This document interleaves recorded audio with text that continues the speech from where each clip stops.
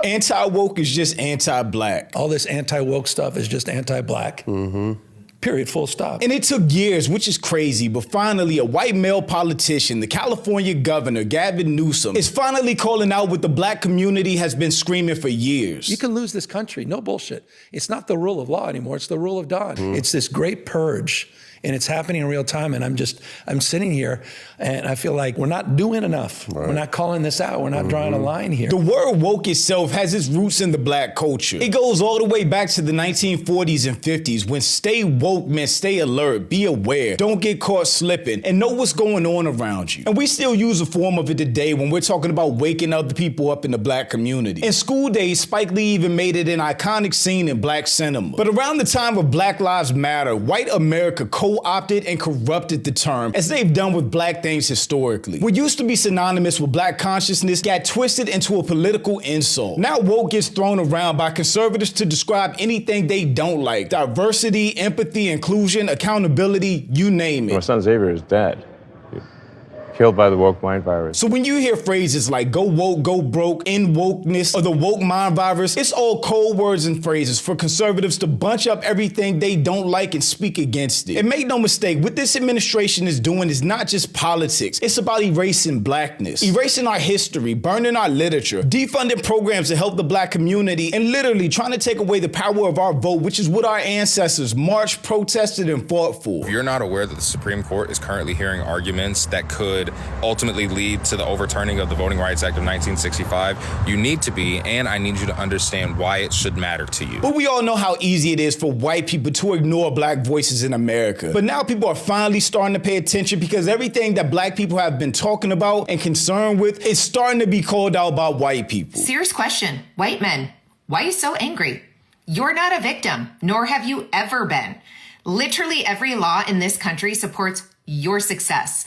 So if you are feeling attacked, maybe it's a you problem. But I'm Jew, welcome to the channel. Please like and share the video. Don't forget to sub. Now, let's get into it. And it's not even about Dems versus Republicans, it's about this country and what we stand for, man. They're literally putting America in reverse. I mean, quite literally, to a pre-1960s world. You got the Supreme Court talking about getting rid of the Voting Rights Act, and that's very real. That may likely happen in just a matter of months. I mean, they're rewriting history, censoring historical facts. It's a unbelievable moment. All this anti-woke stuff is just anti-black. Period, full stop. All the CRT, ESG, DEI stuff, that's all this is. It's this great purge, and it's happening in real time, and I'm sitting here, and I feel like, you know, luckily I'm governor, but like, we're not doing enough. We're not calling this out. We're not drawing a line here. And again, it's not about Democrats or Republicans. It's about who we've right and wrong, man. Yeah, it's right and goddamn wrong. Daylight and darkness. The hell is going on in this country? So people need to speak up. And the richest, most powerful human beings are doing exactly the opposite. Crazy. Back to the damn knee pads. And so that's why I'm here. That's why I'm doing the social media. That's why I'm doing Prop 50. And it's not enough. I mean, it's got to be all of us standing up. There's no way that anyone can argue anymore that black erasure is not a concerted effort by this administration to literally rewind the hands of time back to the 1930s or 40s, before the Voting Rights Act of 1965, and black people actually had a voice in this country. And this is such a huge, scary deal which could change the future elections for generations. The Voting Rights Act was passed in 1965, the year I was born. Now the Supreme Court is preparing to gut it, threatening to send my children and grandchildren back to the very Jim Crow era it was meant to end. Many thought Jim Crow was dead, but his grandchildren are alive and well, writing laws, closing polling places, and redrawing districts. The same spirit that fought against the Voting Rights Act in 1965 is fighting to dismantle it in 2025. Different decade, same evil. Just looking at this picture makes me mad. It is crazy we're not hearing more about this. But the richest people in the world, let alone America, have supported what is going on because they're benefiting. Bezos, Musk, and Zuckerberg have cozied up to this administration, which lets you know that the rich and powerful people are on the side of this administration. They are not standing up to anything going on in the country. Elon controls X, which is why it's become a right-wing cesspool. The Washington Post, owned by Jeff Bezos, is now doing full editorial pieces in support of Trump's demolishment of the East Wing of the White House. Seriously, look at the companies that are using money and donations to cozy up to Donald Trump for favors or favorable treatment. And Zuckerberg literally has been caught lying on a mic to make Trump look good. How much are you spending, would you say, over the next few years? Oh, gosh. I mean, I think it's probably going to be something like, I don't know, at least $600 billion through 28 in the U.S. Yeah. It's a lot. No, it's significant.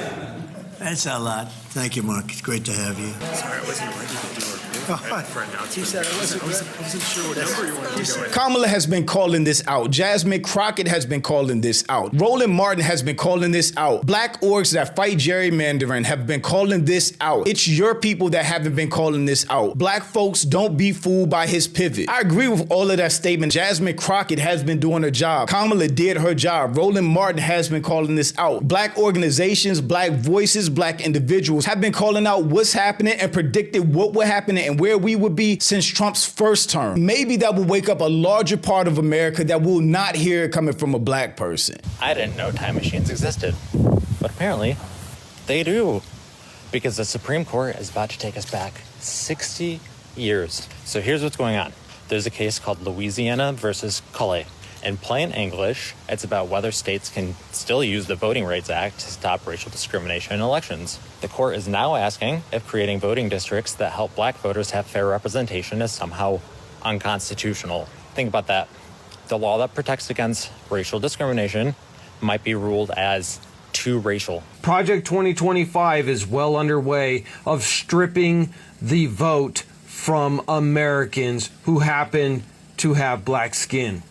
How are they doing this? Well, there is a case out of Louisiana that is being heard by the Supreme Court today, and the Supreme Court has already indicated where they are leaning. A group of white people who said that having the Civil Rights Act of the 1960s and the Voting Rights Act, which guarantees that black neighborhoods must remain districted as black neighborhoods. You cannot carve them up into tiny little pieces and then make the rural white the majority of that district. This is to protect equal representation. They're saying that that is a reverse discrimination against the white people who live in those black neighborhoods. That will effectively mean Republican control of both the House, the Senate, and the presidency for decades. But make no mistake, black people have been saying this. The former Vice President Kamala Harris was calling this out a year ago. I will not cozy up to tyrants and dictators like Kim Jong-un who are rooting for Trump, because, you know, they know he is easy to manipulate with flattery and favors. They know Trump won't hold autocrats accountable because he wants to be an autocrat himself. And as president, I will never waver in defense of America's security and ideals, because in the enduring struggle between democracy and tyranny, I know where I stand, and I know where the United States belongs. America owes her the biggest apology ever. She called out the playbook step by step that we're seeing right now. But people would rather have a bad economy, farmers going broke, losing assistance that's helping everybody, just because they don't want to vote for a woman of color or a woman at all. White people rather starve than support policies that could uplift some black people. Their hate for us is greater than their love of self, I'm convinced. I still think that's one of the funniest and most ironic things in the world, that white men who are and have always been in control of this country, from the government to corporations, that they're the victims, that whiteness is being targeted, and they're losing this country just because there's diversity here. So ever since we've had a black president, things have been more overtly racist than they ever were in our lifetimes. And it seems like most white America that still has their brain attached are waking up to how bad things actually are and trying to figure out how we got here. How did a country of 330 million, mostly honest, hardworking people end up with so many corrupt leaders who are robbing us blind?